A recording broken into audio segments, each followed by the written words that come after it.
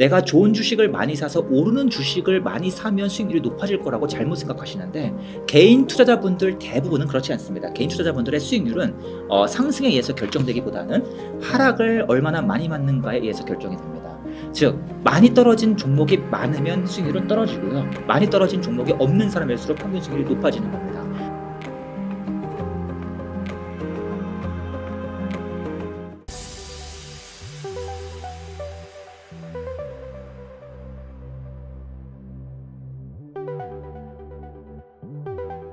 저 엔비디아 주식 한번 여쭤보겠습니다. 예. 그 TSMC도 그 예. AI 덕분에 그 실적이 되게 좋고요. 예. 그 메타도 그 엔비디아의 그 H100 수요를 대폭 늘린다고 계속 예. 이야기하고 있고 예. 또 어제 보니까 엔비디아 주가 많이 오르고요.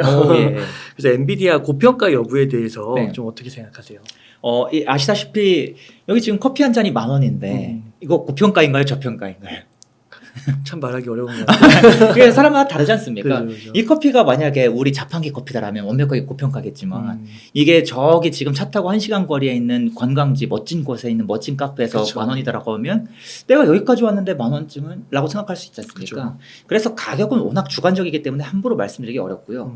또 한 가지는 제가 실제로 과거에 강의에서 사용했던 사례가 테슬라 주가가 고평가냐 저평가냐 그거는 테슬라를 몇 년 바라보냐. 어떤 분들은 10년을 바라보실 거고 20년을 바라보실 것이고 어떤 분은 자율주행을 보실 것이고 어떤 분은 그냥 자동차만 보실 것이고 이게 다 다를 텐데 그래서 엄밀히 고평가 저평가를 말씀드리긴 어렵기 때문에 저의 주관보다는 좀 객관적인 내용만 중심으로 좀 말씀드리겠습니다. 지금 현재 주가의 레벨만 보자면 네. 반도체 상승 사이클에서 나타났던 과거의 어떤 주가 흐름과 비교해 봤을 때 아무래도 가장 좀 주가가 많이 튀어서 가장 고평가를 기록했던 그러한 사례에 해당한다라고 좀 볼 수가 있겠습니다. 그런데 문제가 무엇인가 하면 과거의 상승 사이클을 쭉 한번 살펴봤을 때 그 안에서 성장하는 영역 뭐 예를 들어서 뭐 2017년에는 2015, 16, 17년에는 뭐 3D 낸드 플래시가 성장하고 이처럼 성장하는 영역에서는 이 고평가라 그래서 주가가 더 못 갔던 것이 아닙니다. 비싸도 더 비싸질 수 있다. 거기에 더해서 기업들의 실적이 워낙 빠르게 급증하니까 기업들의 실적도 커져 자본도 빠르게 증가해. 그럼 밸류에이션 지표가 급격하게 늘어나는 게 아니라 천천히 늘어나는 효과가 나타나거든요. 그래서 이러한 내용들을 종합적으로 봤을 때 개인적으로 이 밸류에이션 지표는 굉장히 높지만 이 사이클의 위치 이런 내용들까지 모두 다 고려했을 때 아직 최고점까지 다다르기에는 여유가 있어 보인다는 게 저의 생각인데요. 근데 사실 제가 생각하기 중요한 건 이 부분이 아니라 많은 분들께서 뭐 고평가? 특히 엔비디아 주주분들께서 고평가 막 화부터 내시는 고평가가 주가 하락을 의미하는 게 절대 아닙니다. 고평가는 제가 항상 이렇게 말씀드립니다. 풍선의 크기요. 우리가 이 풍선껌을 씹어서 풍선을 얼마나 크게 불었는가 그 크기가 바로 저평가 고평가라고 생각합니다. 고평가 내가 풍선을 크게 불어도 더 크게 불 수도 있습니다. 얼마든지 가능하고요. 다만 주의하실 점은 무엇인가 하면 크게 불수록 무엇이 위험해지는가 살짝 건드렸을 때 더 크게 터질 수 있다는 것이죠. 그런데 그게 지금 당장 터진다는 뜻은 아니고 무언가 사소한 이슈가 생기면 그만큼 주가 하락이 더 커질 수밖에 없다는 겁니다. 저평가 기업과 고평가 기업의 가장 큰 차이는 주가 상승이 아닙니다. 상승은 저평가도 할 수 있고 고평가도 할 수 있습니다. 그런데 중요한 점은 사소한 악재가 나타났을 때 고평가 주가는 크게 무너지고 저평가 주가는 적게 무너지는 게 가장 큰 차이입니다. 그리고 많은 분들께서 잘못 생각하시는 게 투자 수익률이요. 보통 뭐 내가 주식 투자하면서 10년 동안의 수익률 같은 거 계산하실 때 내가 좋은 주식을 많이 사서 오르는 주식을 많이 사면 수익률이 높아질 거라고 잘못 생각하시는데 개인 투자자분들 대부분은 그렇지 않습니다. 개인 투자자분들의 수익률은 상승에 의해서 결정되기보다는 하락을 얼마나 많이 맞는가에 의해서 결정이 됩니다. 즉 많이 떨어진 종목이 많으면 수익률은 떨어지고요. 많이 떨어진 종목이 없는 사람일수록 평균 수익률이 높아지는 겁니다. 많이 오르는 주식을 많이 사는 게 중요한 게 아니라 많이 떨어지는 걸 안 사는 게 가장 중요합니다. 실제로 퀀트라는 전략이 있지 않습니까? 주식 투자를 하다 보면 퀀트를 이용해서 여러 가지 전략을 짜다 보면 좋은 주식을 찾는 전략을 포지티브 스크리닝이라고 부르고요. 나쁜 주식을 걸러내. 나쁜 걸 안 사는 걸 네거티브 스크리닝이라고 불러요. 그런데 개인 투자자가 할 수 있는 현실적인 투자 전략들은 대부분 좋은 거 찾는 전략보다 안 좋은 걸 버리는 전략이 평균 수익률을 더 높여줍니다. 즉 안 좋은 걸 자꾸만 내가 내치려는 그런 습관이 중요한데 바로 고평가도 이러한 부분에 있다. 그래서 말씀드리고 싶은 부분은 기존의 엔비디아 주식을 가지고 계신 분들 지금 저는 상승 여력 충분히 더 남았다고 봅니다. 하지만 그렇다 그래서 신규 진입을 마음껏 하시라는 뜻은 또 아닙니다. 이게 보유자의 영역과 신규의 영역은 완전히 다른 마음가짐이 다릅니다. 마음가짐이 기존 보유자분들은 여유롭죠. 혹여나 주가가 떨어지기 시작해도 얼마든지 팔 수 있습니다. 하지만 신규 유입하신 분들은 어떤 문제가 있냐면 조마조마한 상태에서 시작하고요. 거기다가 여러분 잘 아시잖아요. 많은 분들이 항상 꼭 레버리지 끌어와서 사십니다. 좋다고 이야기할수록 호황일수록 더 레버리지를 많이 끌어오는 안타까움이. 그럼 레버리지를 끌어오면 어떤 문제가 생기냐? 레버리지를 끌어와서 상승 초입부에 사신 분들은 이미 부채 대비 내 자본이 많이 늘어난 상황이에요. 하지만 레버리지를 최근 들어서 끌어오신 분들은 아직 부채 대비 자본이 많지 않기 때문에 조금만 하락하더라도 바로 반대 매매 나갑니다. 여기서 오는 이 심리적 차이가 어마무시하게 큽니다. 그래서 이런 부분을 종합적으로 고려해 봤을 때 개인적으로 생각하기엔 이 엔비디아의 고평가는 투자자분들마다 지금 좀 체감이 다를 것이고 기존 보유자분이냐 신규 매수자분이냐에 따라서도 또 달라질 것이다. 그래서 개인적으로 좀 신규 매수자분들, 즉 엔비디아가 지금 없으신 분들 기준으로 말씀을 드리자면 여러분께서 사시기에는 좀 확실히 하이 리스크다. 하이 리스크, 특히 풍선 사이즈가 많이 커져 있는 상황인데 얘가 더 커질 수 있다고 생각한다. 하지만 그렇다 그래서 내가 마음껏 지금 매수하기에는 분명히 좀 어려움이 있을 수 있기 때문에 개인적으로는 엔비디아처럼 고평가된 기업들, 고평가된 주식들보다는 지금 반도체에 대해서 여전히 밸류에이션이 싼 기업들 수도 없이 많다. 특히 여러분 또 한 가지 굉장한 꿀팁을 말씀드리자면요. 반도체 업황이 초입에서 중반 이제 넘어가는 구간에서는 이제 더더더 반도체 기업들의 주가가 쭉쭉 오르지 않습니까? 이때 가장 높은 수익률을 기록하는 기업들은 어느 시점부터는 이 상승 사이클이 어느 정도 시작된 그 이후부터는 그동안 가장 못 올랐던, 즉 밸류에이션이 가장 낮은 기업들이 수익률이 가장 높게 나오는 경향이 나타납니다. 그래서 오히려 우리는 이러한 측면에서 봤을 때 엔비디아의 저평가 고평가를 논하기보다는 지금 아직 엔비디아 주식이 없는 분들 같은 경우에는 반도체 중에서도 아직 이제서야 막 관심을 받기 시작하는 다음 차례, 지금 이번에는 인공지능용 반도체, 다음 HBM, 다음 일반 DRAM, 그 다음 주에 랜드 플래시, 이 순서대로 지금 가고 있는 게 보이는데 이처럼 아직 순서 후순위에 있는 그런 반도체 기업들을 좀 더 관심을 가지시는 게 전 더 효율적인 투자라고 본다라고 좀 말씀드리겠습니다. 와, 설명을 너무 잘해주시네요. 감사합니다. 충성권 비율 확 이해되네요. 네. 그러면은 예. AMD는 어떻게 보세요? 개인적으로 AMD 여러모로 긍정적으로 보는 기업이지만 사실 제가 개인적으로 지금 미국 주식, 개별 주식까지 상세하게 코멘트 드리기에는 좀 벅찬 상황입니다. 요즘에 우리나라 반도체 기업만 해도 워낙 문의가 많이 들어와서 제가 AMD까지는 살펴보질 못하고 있고요. 또 한 가지는 제가 잠시 말씀드리자면 저를 오랫동안 봐주신 분들은 아실 겁니다. 제가 반도체 주식을 전문적으로 투자하는 사람이 아니라 저는 우리나라 뿐만 아니라 전 세계에 있는 모든 주식 데이터 다 끌어와서 전 세계 주식을 대상으로 투자 기회를 찾는 사람인데요. 문제가 무엇인가 하면 제가 이 분석하는 방법상 저는 예를 들어서 우리나라에 지금까지 전자공시가 딱 올라오면 그 수십만 개 이상의 공시를 다 데이터화시키고 여기서 추출을 통해서 여러 가지 투자 정보를 캐내는 사람인데 문제는 아직 미국 주식 같은 경우는 이게 좀 상대적으로 느립니다. 즉 미국 기관이랑 나는 경쟁해야 된다고 생각하는데 그분들보다 아직 제 시스템이 좀 낮다고 생각하기에 개인적으로는 아직 미국 반도체 기업을 아주 면밀하게 살펴보지 못하고 있습니다. 그래서 AMD라는 기업이 저는 긍정적이라고 보는 이유가 무엇인가 하면 AMD가 지금 앞에서도 말씀드렸지만 이 엔비디아의 GPU 가격이 너무나 비싸고 또 공급이 너무나 많이 밀려있지 않습니까?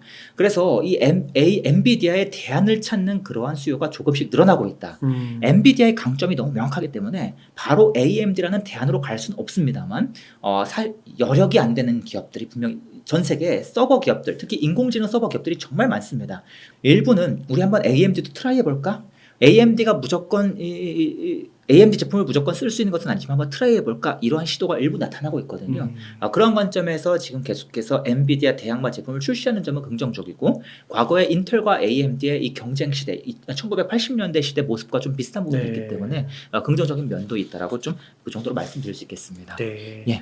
그 황제님 전반적으로 이렇게 좀 얘기를 해주셨는데요. 네네네. 말씀해주신 것처럼 황제님께서 반도체 전문가뿐만 아니라 전반을 다 보시잖아요. 예. 진짜 어마어마하게 그 공시 자료를 분석하고 계신데 혹시 그 가운데서 몇 개 정도 한두 개라도 언급해 주실 수 있을까요?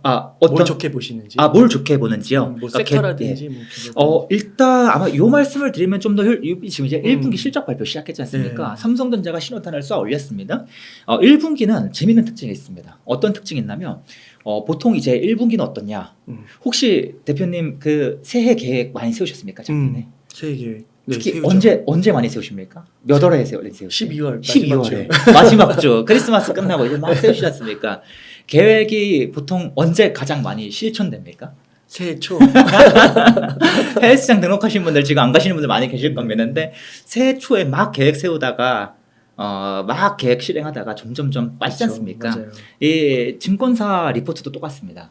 이 연말이 되면 내년을 전망하는 그러한 전망이 굉장히 많이 나옵니다. 무슨 이 섹터가 좋아질 것이고 그 섹터의 이 기업이 좋아질 것이고 굉장히 낙관적인 전망, 막 공격적인 전망이 많이 나옵니다. 그래서 그러한 기대치가 가장 높을 때가 언제인가 바로 연초입니다. 연초. 이 연 후반으로 갈수록 기대치가 뚝뚝뚝 떨어져요. 그래서 연초는 어떤 특징이 있냐면 기대치가 즉 눈높이가 굉장히 높아진 상황이 반복된다는 겁니다. 그럼 무슨 일이 벌어지는가? 기업들이 이제 1분기 실적 발표를 막 할 거예요. 그러면 발표를 하면 기대치를 못 맞추는 기업이 막 나타나기 시작합니다. 막 나타나기 시작해요. 그래서 1분기부터 기대치를 못 맞추기 시작한다라는 것은 얘 혹시 기대치가 너무 과대 추정된 거 아닌가? 혹시 증권사에서 작년에 너무 강하게 바라봤던 거 아닌가? 라는 의구심을 우리가 가질 수 있게 된다는 겁니다. 그래서 이러한 영역을 좀 우리가 주의 깊게 살펴봐야 한다는 게 첫 번째 포인트고요. 두 번째는 그에 반해서 기대치보다 더 높은 실적을 짠 하고 서프라이즈를 쭉쭉쭉 발표하는 기업들도 1분기에 많이 나옵니다. 그럼 우리는 이런 생각을 해볼 수가 있죠. 아니 1분기는 기대치가 높아져 있는 상황인데 그것보다 더 높은 실적을 냈어? 서프라이즈를 냈어? 그럼 우리는 이 서프라이즈에 한번 관심을 혹시나 뭔가 좋은 이슈가 있나? 뭔가 부정적인 게 긍정적으로 돌아서는 게 있나? 이런 부분을 더 집중적으로 살펴볼 수 있게 된다는 겁니다. 그래서 이게 바로 1분기 이 실적 발표를 바라보는 포인트가 된다. 특히 어닝 서프라이즈 기업들을 보시되 이 서프라이즈가 호황의 끝물에서 막 짠하고 나타나는 그런 애들 말고 무언가 좀 부정에서 긍정으로 변하면서 무언가 변화를 암시하는 그런 서프라이즈. 그러니까 이 우리나라에 지금 주식이 2,500개 상장되어 있는데 증권사가 커버하는 기업이 500개에서 700개밖에 안 돼요. 나머지는 관심 밖에 있습니다. 그 정도로 이 주식시장의 투자자들이 관심 갖는 기업 수가 굉장히 적습니다. 그러다 보니까 관심을 못 받는 기업들은 분명히 우리 좋아지고 있는데 여전히 관심을 못 받는 경우가 많이 있거든요. 그런 기업들 중심으로 좀 살펴보시는 게. 그래서 우리 지금까지 아무도 관심 안 가져주고 있었네. 근데 우리 계속 좋아지고 있거든. 그래서 지금 이번 1분기에 실적 짠하고 서프라이즈 발표했거든. 우리 긍정적인 변화가 발생하기 시작했어. 그러한 기업들을 중심으로 살펴보시면 굉장히 도움이 될 겁니다. 이게 두 번째 포인트고요.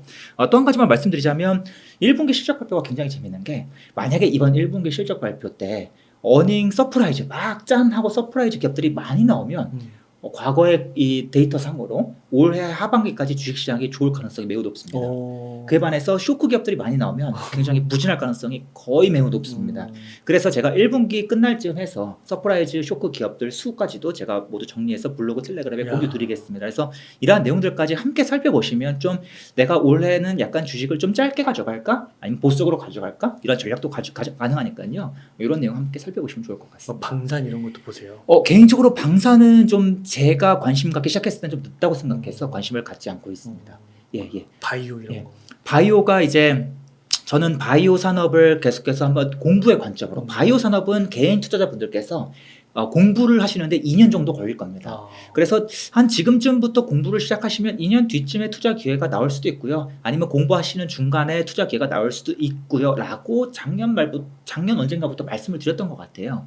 그게 곧 매수하시라는 뜻이 절대 아닙니다. 한 2년 내내 공부만 하겠다라는 각오로 하시다 보면 매수 시기가 보이게 된다는 것이죠. 왜 그런가 하면 바이오가 굉장히 재밌는 게 이 보통 주식시장에 자금이 많아지는데 자금이 충분히 갈 곳이 없을 때 바이오로 몰리는 경향도 있는 데다가 이로 인해서 바이오 기업들의 주가가 주기적으로 그냥 어떠한 큰 이유가 아닌데도 오르는 경향이 나타나왔고 또 한 가지는 이 바이오는 성장 산업 중에서도 가장 초기 성장 단계에 있는 산업이기 때문에 이 금리도 민감하지 않습니까? 이러한 변수들이 좀 얽매이면서 이제 올해 아니면 내년 한 번쯤은 바이오 기업들의 주가가 크게 관심을 받을 수 있지 않을까 생각을 했는데 일부 기업들이 일부 관심을 받긴 했습니다. 그래서 뭐 그런 관점에서 말씀을 드리는 것이지 바이오 기술 관점이나 기업들 이슈 관점은 아니다라고 좀 함께 말씀드리겠습니다. 네, 감사합니다. 그러면은 대표님 지금 1억 원 정도 여유 자금 있으면 어떻게 투자 전략 세우시겠어요? 제가 1억 원이 있다면 다양한 전략을 세우기 좀 적은 금액인데요. 그런데 개인적으로는 이렇게 생각합니다. 1억이든 2억이든 10억이든 얼마가 됐든 저는 전략을 다양화하는 그러한 투자 성향을 가지고 있다 보니까 주계좌에서 주력으로 굴리는 이러한 기업들은 매 분기마다 계속해서 200개에서 300개 기업들을 살펴보면서 가장 뛰어난 한 4-5개 기업만 집중 매수하는 스타일을 가지고 있고 그에 반해서 또 한편으로는 완전히 장기적으로 10년 내내 계속 실적이 우상향하면서 올라갈 텐데 주가가 싼 그런 기업들을 장기 매수해서 장기 보유하는 전략을 가지고 있고 또 중간 단계 계좌도 있습니다. 그래서 중간 단계 계좌도 또 몇 가지가 있는데요. 그중 하나는 예를 들어서 한 2, 3년 보유하면 두세 배 올라 있을 기업. 대표적으로 뭐가 있냐면 사이클 산업에 투자하는데 사이클 산업이 오르락내리락 하는 산업이지 않습니까? 그런데 내리락이 계속해서 이루어지고 있거나 반도체가 그러겠죠. 또는 내리락이 꽤 오래 이어져서 이제 슬슬 하락 사이클이 이제 꽤 많이 찬 이 연수로 봤을 때 이미 꽤 많이 지난 그러한 산업에 속한 대장주들을 좀 모아가는 그러한 계좌가 있겠습니다. 개인적으로는 이 세 계좌에 3분의 1씩 나눠서 투자하는 것이 가장 좋다라고 생각이 들고요. 특히 뭐 투자 전략을 어떻게 세우시겠나라고 말씀을 주셨는데 이 중에서 제가 한 가지 좀 강조드리고 싶은 부분은 많은 분들께서 투자하실 때 조급함 때문에 결국 돈을 잃는다라고 생각합니다. 내가 자꾸 단기간 내에 수익을 내야 되고 올해 내에 수익을 내야 되고 특히 지금 반도체 삼성 하이닉스가 쭉쭉 오르는데 그거 못 따라잡아서 안달이고 그러면 반드시 돈을 잃습니다. 오히려 자꾸만 내가 이처럼 자금을 분배해서 주력 계좌뿐만 아니라 최소한 장투까지는 못 가셔도 중투 하나 정도는 꼭 마련하셔야 다음번 한 2, 3년 내가 그냥 묵혀두고 계속 사기만 하면 알아서 올라있을 그런 계좌 하나 정도는 좀 보유를 하셔야 훨씬 더 이 계좌에서 안정적인 투자가 가능해지고 실제로 많은 개인 투자자분들은 내가 좀 쓴소리가 될 수도 있을 것 같은데요. 2, 3년이 지나 있으면 놀랍게도 주계좌 수익률보다 이 중투계좌 수익률이 월등히 높을 가능성이 매우 높습니다. 그래요? 95% 이상 높습니다. 왜 그런가 하면 실제로 내가 자꾸 뒤따라가는 유튜브 보면서 뭐 좋은 종목 뒤따라서 매수하는 특히 유튜브에서 언급하시는 종목들은 저는 이렇게 말씀드립니다. 가공된 자료를 또 가공하고 그걸 또 가공해서 그걸 또 가공한 최종 자료라고 말씀을 드리거든요. 보통 우리가 음식으로 따지면 소세지만 해도 가공식품인데 그걸 또 가공하면 뭐 편의점 도시락이 되고 그러지 않습니까?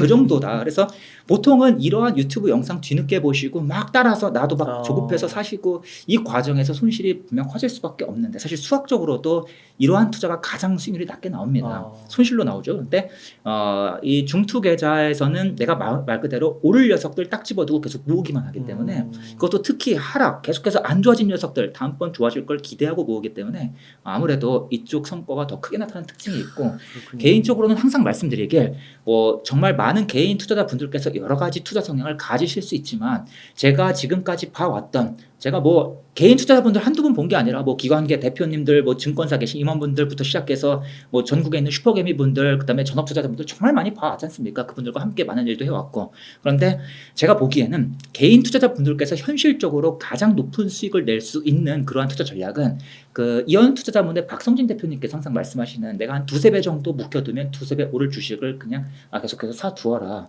그 전략이 가장 성공 가능성이 높고 확실하다라고 생각합니다. 그마저도 100%가 아니긴 하지만 그에도 불구하고 그래서 이러한 전략을 좀 함께 세우는 방향으로 투자하기 위해서는 제가 1억의 자금을 집행한다면 꼭 3천에서 4천만 원은 이 계좌에다 꼭 넣겠다라고 함께 말씀을 드릴 수 있겠습니다.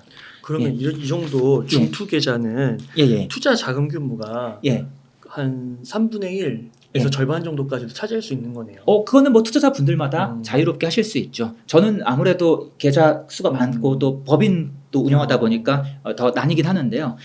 개인적으로는 좀 개인 투자자 분들 기준으로 이러한 계좌에 처음부터 큰 규모의 금액을 넣긴 힘드실 겁니다. 심리적으로 나는 그래도 지금 빨리 수익 내고 싶어. 빨리 주계좌에서 빨리 막 하면서 회전 높이면서 거래하고 싶어.